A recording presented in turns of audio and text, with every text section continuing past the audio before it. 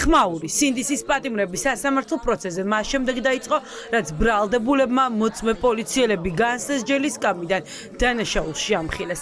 პროკურატურის მოწმეებს ხდომათა დარბაზის კარზე ყური ჰქონდათ მიდებული, რომ შესაძლო კითხვები მოესმინათ და პასუხები მოემზადებინათ.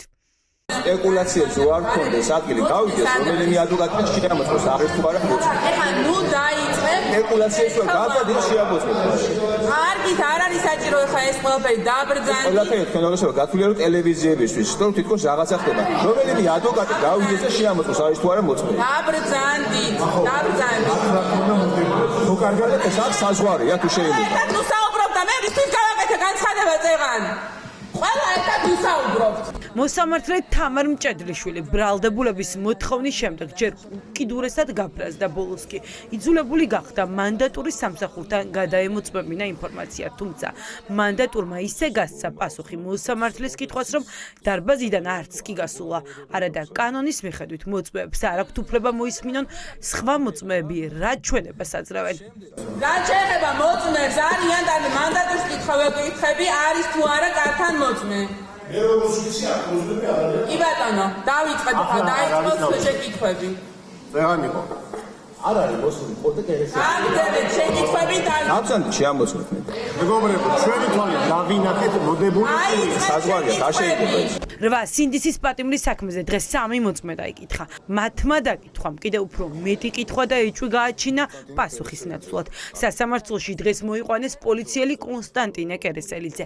ის მონაწილეობდა ზვიად ცეცხლაძის პირად ჩხრიკაში. მან გაჩხრიკა ბრალდებულის სახლი და გამოძიების ვერსიით ეგრეთ წოდებული მოლოტოვის კოქტეილები ამოიღო. კერესელიძე მოაწერა ხელი ცეცხლაძის დაკავების ოქმსაც. მისაღებ ოთახში რამდენი ბოთლი იყო ეს, თუ გახსოვთ? ამ 7-დან. ერთად იყო. 7-ვე? და მათთან ერთად იყო კიდე დიდი მოცულობის შედარებით თუ ორცლები. შემთხვევით მეორენაირად ხომ არ გახსოვთ, რომ მე საძინებელ ოთახში ვიყავი და ნაჭერში ჩადებული ეს ბოთლები მისაღები ოთახიდან საძინებელ ოთახში შემომიტანეს და დამიდეს. შემოტანა მოხდა იმ მიზნით, რომ არ იყო ადგილი ფიზიკურად იქ დასადები და შემოვიტანეთ ერთ ადგილას მოხდა მოგროვება აღნიშნული ლიფტების. მე მახსოვს, რომ ეგ ნივთიერებები იქნა აღმოჩენილი ჩხეკის ბოლოს, ფაქტობრივად. შეგიძლიათ თუ არა დაადასტუროთ ეს ინფორმაცია, გახსოვთ თუ არა ესე? თავდაპირველად არ იქნა აღმოჩენილი და მაგის მერე იქნა თუ არა სხვა რამე აღმოჩენილი, ზუსტად არ მახსოვს. მოწმე პოლიციელს დღეს დარბაზში მოუწია თავის მართლება. რატომ დაარღვია კანონი და ჩხრეკის პროცესზე რატომ არ შეუშვა ადვოკატი? ზვიად ცეცხლაძეს ჩხრეკის დაწყებისთანავე განემართა მოწმეების მოწვევის უფლება, რაზეც უარი განაცხადა. მე გახსოვართ იმ ადგილას ბატონო კონსტანტინე. თქვენ შემოხვედით საგამოძიებო როდის დაკავების პროცესში. სასამართლომ დღესაც მოусმინა გამომძიებელ ქიტიაშვილს, რომელიც ირწმუნებოდა, რომ ინსაფალიევის დაკავების სპეცოპერაციაში მონაწილეობდა, თუმცა ბრალდებული ამბობს, რომ რუსთავში ქიტიაშვილი საერთოდ არ ყოფილა. სხდომათა დარბაზში ალიევმა მოსამართლის თანდასწრებით კითხა მოწმეს განყოფილებაში რატომ აიძულებდა ტელეფონზე კოდის მოხსნას.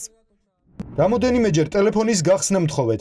ამის უფლება არ გაქვთ. რაღაც გაქვთო ტელეფონში მეუბნებოდით. თქვენი აზრით რა შეიძლებოდა ყოფილიყო? შესაძლებელია რომ უბრალოდ გახსნილი ეკრანი მენახა ვინაიდან იქიდან ადვილი წასაკითხია იმეი კოდი ტელეფონის და ტელეფონის იდენტიფიცირების მიზნით. პოლიციელი ქიტიაშვილი დღეს სასამართლოს არწმუნებდა, რომ ობიექტურია და მას სიტყვაზე უნდა ვენდოთ. თავად კი სასამართლო პროცესზე 5 წუთში ცვლიდა მიცემულ ჩვენებას.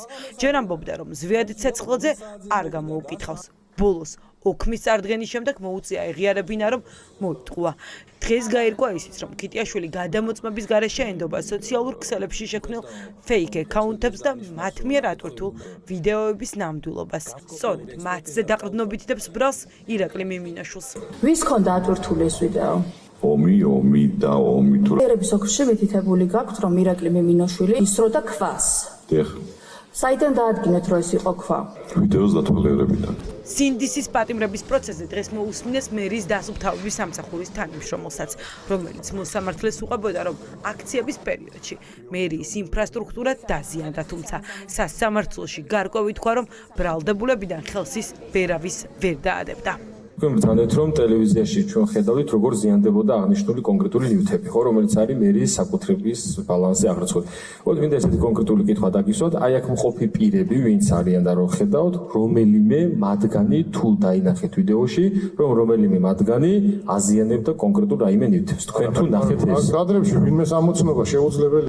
რვა სინდისის პატიმრის საქმეზე სასამართლო განხილვა ხვალ 11 საათზე ისევ ბრალდების მხარის მოწმეების დაკითხვით გაგრძელდება.